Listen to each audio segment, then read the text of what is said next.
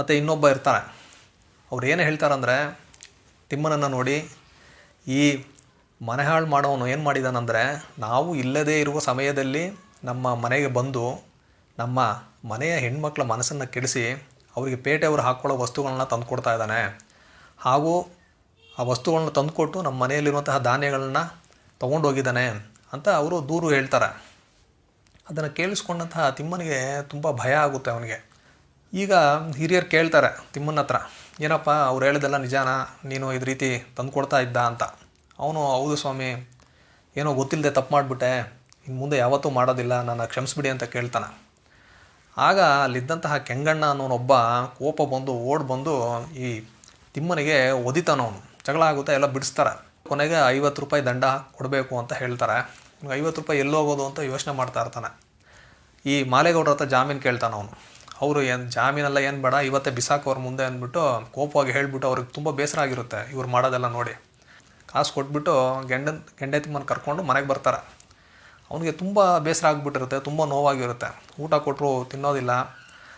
ಅದು ಇವರಿಗೆಲ್ಲ ಅರ್ಥ ಆಗುತ್ತೆ ಇವನಿಗೆ ಬೇಸರ ಆಗಿದೆ ಅಂತ. ಸರಿ, ಬೆಳಗ್ಗೆ ಅಷ್ಟೊಳಗೆ ಸರಿಯಾಗಿಬಿಡ್ತಾನೆ ಅಂತ ಬಿಟ್ಬಿಡ್ತಾರೆ. ರಾತ್ರಿ ಎಲ್ಲ ಅವ್ನಿಗೆ ನಿದ್ದೆ ಬರೋದಿಲ್ಲ, ತನ್ನ ಜೀವನ ಈ ರೀತಿ ಆಗೋಯ್ತಲ್ಲ ಅಂತ ತುಂಬ ಸಂಕಟ ಆಗುತ್ತೆ ಅವನಿಗೆ. ಅವನು ನಡುರಾತ್ರಿ ಏನು ಮಾಡ್ತಾನಂದರೆ, ಎದ್ದು ತನ್ನ ಹಳೆ ಗೂಡನ ತಲೆ ಮೇಲೆ ಇಟ್ಕೊಂಡು ಹೊರಟೋಗ್ತಾನೆ. ಹೋಗಿ ತುಂಬ ಸುಸ್ತಾಗಿರುತ್ತೆ, ತನ್ನ ಮನೆಯ ಜಗಲಿ ಮೇಲೆ ಕೂರ್ತಾನೆ. ತುಂಬ ಆಯಾಸ ಆಗಿರುತ್ತೆ. ಒಳಗಡೆ ಏನೋ ಶಬ್ದ ಕೇಳಿಸುತ್ತೆ ಅವನಿಗೆ. ಏನು ಅಂತ ಹೇಳ್ಬಿಟ್ಟು ಹಂಗೆ ಕರೀತಾನೆ ಅವನು, ಮರಂಕಿ ಅಂತ. ಬಾಗಿಲು ತೆಗೆಯಮ್ಮ ಅಂತ ಹೇಳ್ಬಿಟ್ಟು, ತುಂಬ ಕತ್ಲಿದೆ ಅಂದ್ಬಿಟ್ಟು ದೀಪ ಹಚ್ಚು ಅಂತ ಹೇಳ್ತಾನೆ. ಅವನು ತನ್ನ ಜೇಬಿನಲ್ಲಿದ್ದಂತಹ ಒಂದು ಬೆಂಕಿ ಪೊಟ್ಟನ್ನ ತೊಗೊಂಡು ಒಂದು ಕಡ್ಡಿ ಗೀಚ್ತಾನೆ. ಬಾಗಿಲು ತೆಗೆದು ಅದರಿಂದ ಯಾರೋ ಹೊರಗಡೆ ಹೋಗಿದ್ದು ಅವ್ನಿಗೆ ಗೊತ್ತಾಗುತ್ತೆ. ಏನಾಗ್ತದೆ ಅಂತಲೇ ಗೊತ್ತಾಗೋದಿಲ್ಲ. ಬಾಗಿಲು ಅರ್ಧ ತೆಗೆದಿದೆ, ಮರಂಕಿಯಲ್ಲಿ ನಿಂತಿರ್ತಾಳೆ. ಅವನಿಗೆ ಆಕಾಶನೇ ತಲೆ ಮೇಲೆ ಬಿದ್ದ ಹಾಗೆ ಆಗುತ್ತೆ. ಏನು ಆಗಬಾರ್ದು ಅಂತ ಅಂದ್ಕೊಂಡಿದ್ನೋ ಅದು ಆಗೋಗಿರುತ್ತೆ. ಮರಂಕಿ ಅಳ್ತಾ ನಿಂತಿರ್ತಾಳೆ. ಇವನು ತುಂಬ ಭಾರವಾದ ಮನಸ್ಸಿನಿಂದ ಆ ಗೂಡೆಯನ್ನು ತಲೆ ಮೇಲೆ ಇಟ್ಕೊಂಡು ಒಬ್ಬನೇ ನಡ್ಕೊಂಡು ಹೋಗ್ತಾನೆ.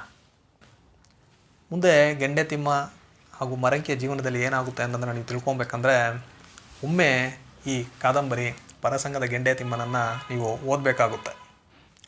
ಪರಸಂಗದ ಗೆಂಡೆ ತಿಮ್ಮ ಈ ಕಾದಂಬರಿ ಮೊದಲ ಬಾರಿಗೆ 1974ರಲ್ಲಿ ಪ್ರಕಟವಾಯಿತು. ಇದು ಚಲನಚಿತ್ರವಾಗಿ ಸಹ ಬಂದಿದೆ. ಲೋಕೇಶ್ ಅವರು ಈ ಗೆಂಡೆ ತಿಮ್ಮನ ಪಾತ್ರವನ್ನು ಮಾಡಿದರು. ಅದ್ಭುತವಾದ ಗೀತೆಗಳಿರುವಂತಹ ಒಂದು ಸಿನಿಮಾ ಅದು. ಇದನ್ನು ಬರೆದವರು ನಾನು ಮೊದಲೇ ಹೇಳಿದ